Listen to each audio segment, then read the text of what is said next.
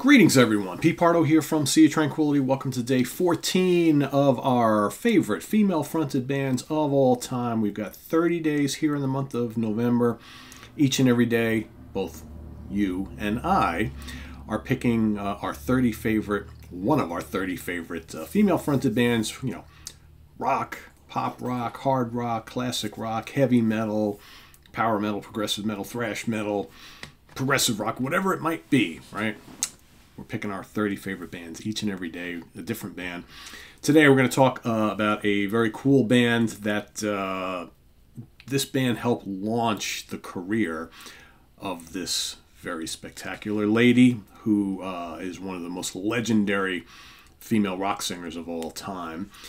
She got her start in this band from San Francisco like 1965, 1966. Of course, the band is Big Brother and the Holding Company, featuring Janis Joplin.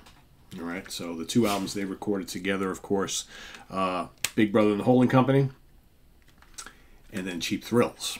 Cheap Thrills is my favorite of the two. That's the one I'm going to kind of focus on here. But of course, you had in the band at the time, you've got Janis Joplin on vocals, Sam Andrew on guitar, James Gurley on guitar, Peter Albin on bass, and Dave Getz on drums, with additional keyboards, piano, and whatnot on the album from John Simon, who also produced the album. So the music of Big Brother and the Holding Company, as you can imagine, a band that kind of came out in the mid-'60s, late 60s, kind of bluesy, psychedelic, you know, San Francisco rock, right?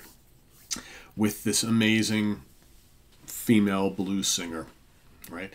A woman in Janis, if you've read any of her biographies on her life, not someone who kind of immediately took to being a singer or a musician early on, just something she developed into her teens, and before you know it, she's got this like amazing voice that can do the sweet, tender, bluesy pop stuff, as well as just the shrieking, hard rocking type of a thing, the really gutsy, feel it right here in your heart and soul type of blues, where she can just, she could scream up a storm if she wanted to. She could be playful and joyous. She could be very, moody and somber. Janis, as she kind of progressed, and certainly through her two solo albums before she died. What's up? Tala, you don't want me to talk about Janis? Oh, you want to go out there? Okay.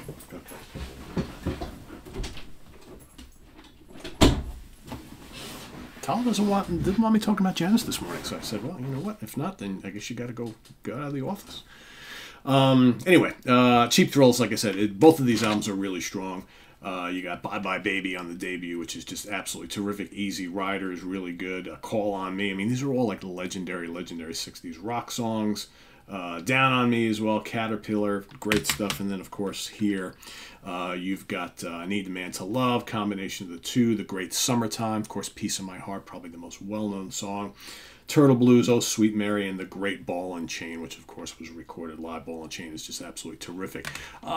Big Brother and the Holding Company, very much like a garage rock band, at the time. There was a psychedelic rock band, blues rock band, but they could be very, very noisy when they wanted to. I sometimes look at Big Brother as like a less volumized version of Blue Cheer, or certainly not all that different from like Grand Funk Railroad. Just kind of feel good party music, rockin' music, raw, in your face. Maybe the guys in the band not the most talented players in the world, but it didn't really matter because what they did was just so raw and energetic, and it very unpredictable. And I think you had the young Janis Joplin still trying to find her niche and what she wants to do, and there was a level of excitement and danger about her and her voice. And you heard this band and you're like, okay, this really raw, young, ferocious band, a little unpredictable, and then this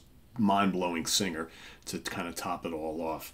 And unfortunately, the career of Janis Joplin, and there she is right there, didn't last all that long.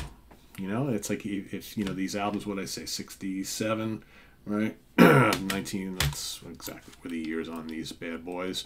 So 1968 was Cheap Thrills. 1967 was the debut Big Brother and the Holding Company. And then before, 69 and 70 are her, next two solo albums after she left Big Brother, and they carried on without her for a few years.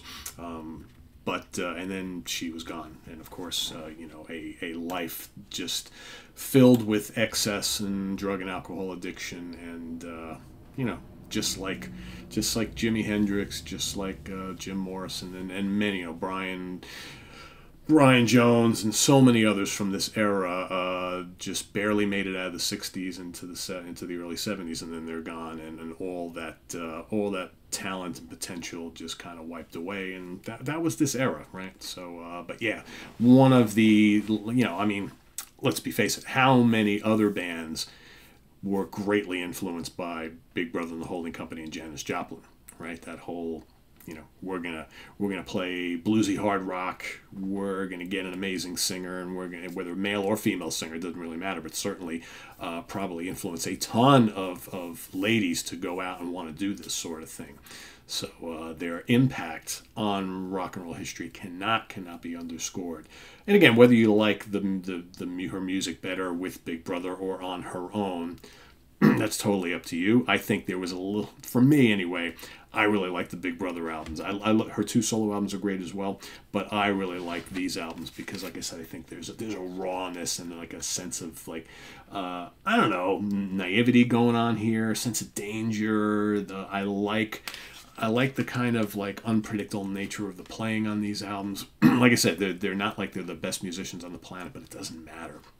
There's something about that kind of whole, we're just going to go for it. We know we're not, the Yardbirds. We know we're not the Jeff Beck Group. We know we're not Jimmy or Cream or anything like that, but it doesn't matter. We're just going to go out and play some energetic, gutsy music, and that's what's so cool about it. So yeah, Big Brother and the Holding Company featuring Janis Joplin is my pick for today. Let us know what you think of this band and Janis down in the comments below, as well as your pick for today, day 14, as we march our way through to number 30. We're almost halfway through the month, so we got lots of good ones coming up.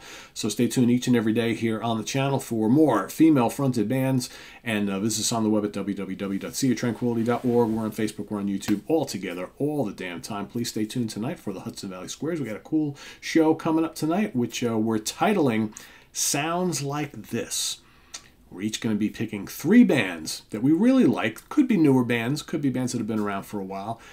The reason why we like them so much, because they sound a lot like a band, a more known band that we love a lot, right? We've had lots of people asking for something like this for a long time here on the channel, all about bands that kind of sound like another more well-known band, right? So, and the reason we like them so much is because they remind us of that other band. So that's coming up tonight. Each one of us who will be on the cast tonight will be coming with 3 examples of bands that sound like another band, excuse me, that we really love. And stay tuned for that tonight here on the Hudson Valley Squares. Visit us on the web at www.seaoftranquility.org. We're on Facebook, we're on YouTube, all together, all the damn time. See you tomorrow morning with another female-fronted band, a favorite of mine, and a favorite of yours, hopefully. And till then, I am Pete Pardo. Thanks for watching, everybody. Bye-bye.